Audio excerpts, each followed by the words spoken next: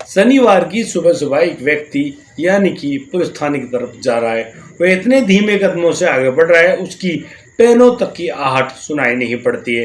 वह जैसे ही थाने के अंदर जाता है, वहां पर जो उनींदे हुए पुलिस वाले हैं उनसे कहता है कि साहब उसको पकड़ लीजिए, उसको गिरफ्तार कर दीजिए और उसको एक ऐसी सजा दीजिए वह जिंदगी भर इस जेल से बाहर ना आने पाए। अब तो पुलिस वाले उसकी तरफ देख रहे हैं, बिल्कुल एक मासूम सा चेहरा, जिसकी बड़ी बड़ी आंखें और बड़ी ही गहराई से झांकता हुआ लड़का पुलिस वालों की तरफ देख तो रहा है।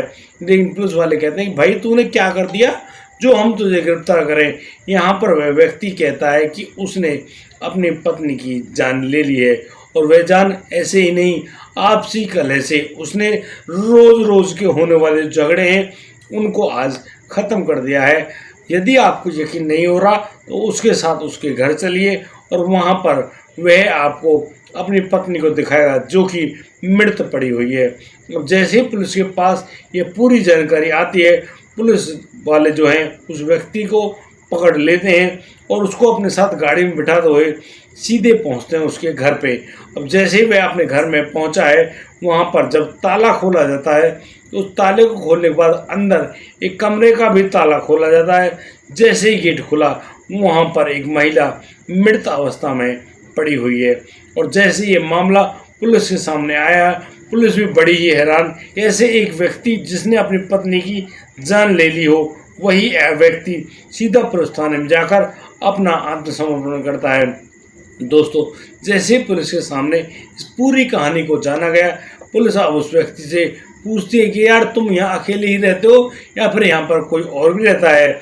वह अब उस अपने किराए के मकान के दूसरे कमरे का दरवाज़ा खोलता है। उसके अंदर उसकी 2 बेटियां सो रही होती हैं, और दोस्तों उनको सोता हुआ देख पुलिस के पैरों तले जमीन खिसक जाती है और पुलिस भी सोचने पर हैरान हो जाती है कि कैसे एक व्यक्ति जिसके पास भरा पूरा परिवार है, पत्नी है, 2 बच्चे हैं, उसके बावजूद भी वह अपनी पत्नी की जान ले लेता है। दोस्तों, क्या था पूरा मामला, आज हम इस बारे में पूरी कहानी को विस्तार से बताने वाले हैं।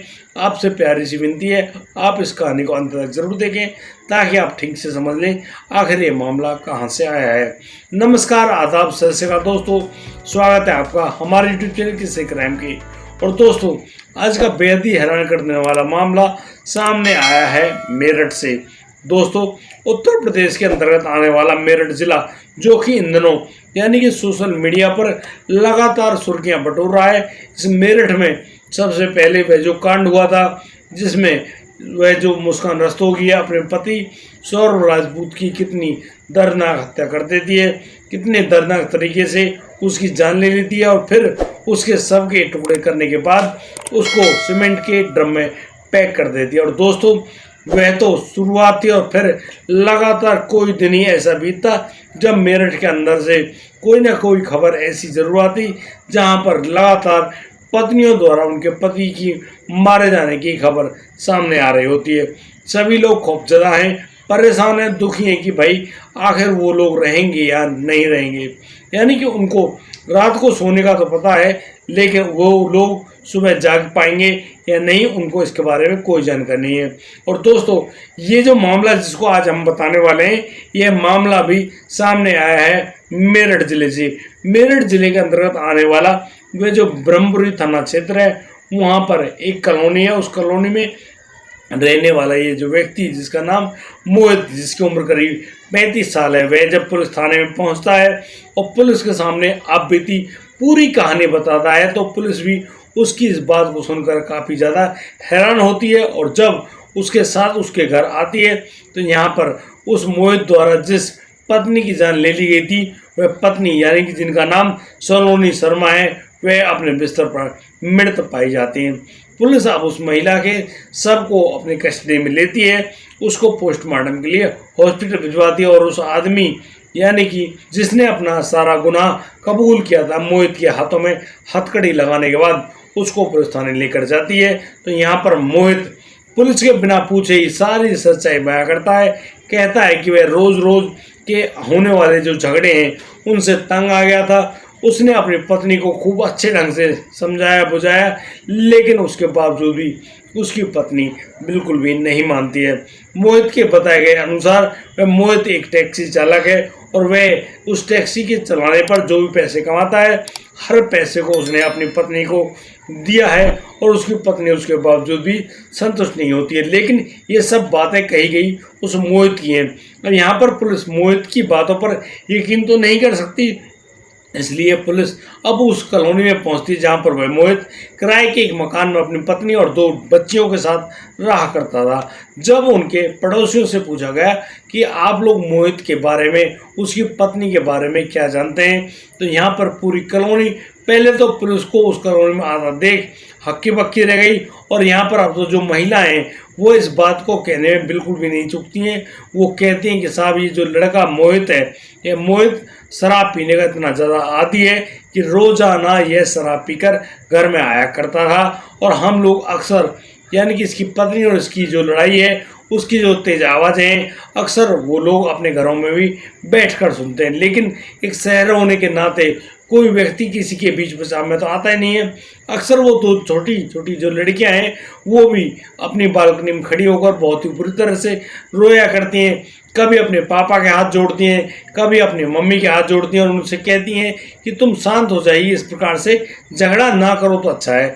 लेकिन वो लोग इतने गंदे और दर्दनाक तरीके से गलत जबान बोलते हुए, गंदी गालियां देते हुए एक दूसरे पर आरोप प्रत्यारोप करते रहते हैं, एक दूसरे को मारते पीटते भी हैं और बस इसीलिए इनके बीच में ज़रूर ऐसा हो गया हो कि पुलिस को यहाँ आना पड़ गया। अब तो पूरी कॉलोनी में यह खबर ऐसे घूम जाती जैसे कि वहाँ पर कोई आग लगने की खबर हो, यानी कि सबको मालूम चल गया कि इस मोहित ने उसने अपनी पत्नी सलोनी की जान ले ली है। दोस्तों मैं आपको बता दूं कि जो ये मोहित है ये रहने वाला गाजियाबाद का है और दोस्तों गाजियाबाद की लड़की सलोनी से यह 9 साल पहले प्रेम विवाह करता है, यानी कि एक लव मैरिज। और लव मैरिज का इतना दर्दनाक अंत जिसके बारे में शायद किसी ने कल्पना भी नहीं की होगी। दोस्तों लव मैरिज करने के बाद जब ये लड़का टैक्सी चलाना शुरू कर देता है तो यह आता है ब्रह्मपुरी के उस कॉलोनी में और यहाँ पर एक घर को किराए पर लेकर रहा करता है। दोस्तों मैं आपको बता दूं यहाँ पर उस मोहित की 2 लड़कियां हैं। ये लड़कियां 6-7 साल की हैं और यहाँ पर इस बात के बारे में जब उन बच्चों से पूछा गया कि क्या तुम लोग उस समय जाग रही थी कि जब तुम्हारा जो पिता है वह तुम्हारी मम्मी की जान ले रहा था, यानी कि उसको पीट रहा था। अब यहाँ पर वो दोनों बच्चियाँ इस बात को स्वीकार करती हैं कि हाँ बिल्कुल वो लड़कियाँ यहाँ पर अपने पापा को बार बार समझा रही थी, उसको रोक रही थी, उससे मना कर रही थी कि वो इस प्रकार से उनकी माँ के साथ मारपीट ना करे। लेकिन उसके सर पे तो खून सवार था और बस वही आदमी यानी कि अपनी पत्नी को धक्का देता है, वह बेड पर गिरती है और बेड पर ही जाकर वह जो मोहित है अपनी पत्नी की गला घोट कर उसकी जान ले लेता है। उसके बाद वह दोनों बच्चों को यानी कि दूसरे कमरे में बेड पर सुला देता है और पूरी रात अपनी पत्नी के शव के पास ही बैठा रहता है। धीरे धीरे जब उसका सारा नशा उतरता है अब तो वह खड़ा होता है और सीधा चल पड़ता है पुलिस थाने की ओर।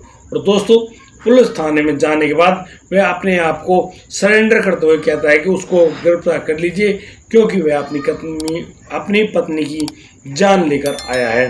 दोस्तों पुलिस ने उसको गिरफ्तार किया। यहाँ पर उस सलोनी के पोस्टमार्टम में भी इस बात की पुष्टि हो गई कि इस मोहित ने उसकी पत्नी के साथ मारपीट भी करी है और उसकी गला घोटकर ही जान ली है। दोस्तों अब तो जो पुलिस है वह उस लड़के को निचली अदालत में जज साहब के सामने पेश करती है और उसको करीब 2 दिन के लिए रिमांड पर लिया जाता है। उसके बाद उसकी जो उसके ऊपर धाराएं लगी हैं धारा 302 के तहत यानी कि कार्रवाई की जाएगी और उसको जेल में भेज दिया जाएगा। अब दोस्तों यहाँ पर वह जो मोहित है वह तो जेल में गया, उसकी पत्नी इस दुनिया से ही गई, लेकिन उन 2 बच्चियों का क्या खोट था भाई? आखिर उन लड़कियों ने ऐसा क्या कर दिया जिसकी वजह से उनको बिना माँ बाप के रहना पड़ गया? भाई आप इस बारे में थोड़ा सा गहनता से विचार करें क्योंकि अक्सर लोग यानी जल्दबाजी में कुछ ऐसे कदमों को उठा देते हैं और वो अपने और अपने प्यारे बच्चों के बारे में बिल्कुल नहीं सोचते कि उनका भविष्य कैसा होगा। शायद यदि इस बारे में वो लोग सोच लें तो फिर ये पूरे मामले सामने ही नहीं आएंगे। लेकिन आदमी तो कुछ अलग ही नशे में है भाई, उसके नशे की कहानी तो अलग ही है। अच्छा मैं आपको ये बता दूं ये जो हालात है ना ये किसी आदमी का नहीं यहाँ पे ये औरतें भी यही काम करती हैं। अब औरत हो या आदमी, जिसके दिमाग पे ये बहुत सवार हो गया कि बस उनको ये काम करना है, तो फिर वो इसी काम को करके ही दम लेंगे। और ना जाने कितने ही पति और पत्नियों को अपनी जिंदगी से हाथ धोना पड़ गया, क्योंकि भाई ये आदमी तो इस पूरे मामले में बाज आते ही नहीं है, कांड कर रहे बगैर मानते नहीं है। अब भैया इनके कांडों को कौन छुपाए, क्योंकि दिन रोज का काम है। आप जहाँ जाओगे, जिस जगह पे जाओगे, वहाँ पर आप इन मामलों को जरूर पाओगे कि हाँ भाई, किसी पति ने किसी पत्नी की जान ले ली और किसी पत्नी ने किसी पति की जान ली। लेकिन आप एक बात को मेरी को पक्का कर लीजिएगा कि लव मैरिज की जितनी भी शादियां हैं, यानी कि जितनी भी शादी लव के अकॉर्डिंग हुई है, वहाँ पर उनका जो दर्दनाक अंत होता है वह कुछ इस प्रकार ही होता है। यानी कि वही आदमी जिस लड़की को बेइंतहा मोहब्बत करता है, वही आदमी उनकी जान भी ले लेता है।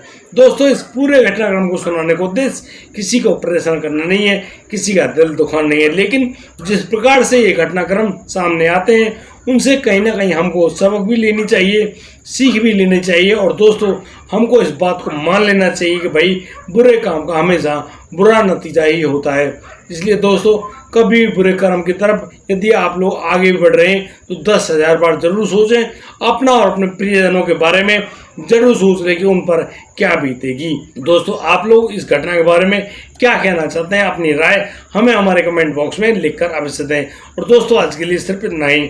अब दीजिए मुझे इजाजत, मिलता हूँ कल, लाता हूँ एक और अनोखा मामला। तब तक के लिए आप बढ़िया रहें, बेहतरीन रहें, अपना और अपने परिवार का बखूबी ख्याल रखते रहें।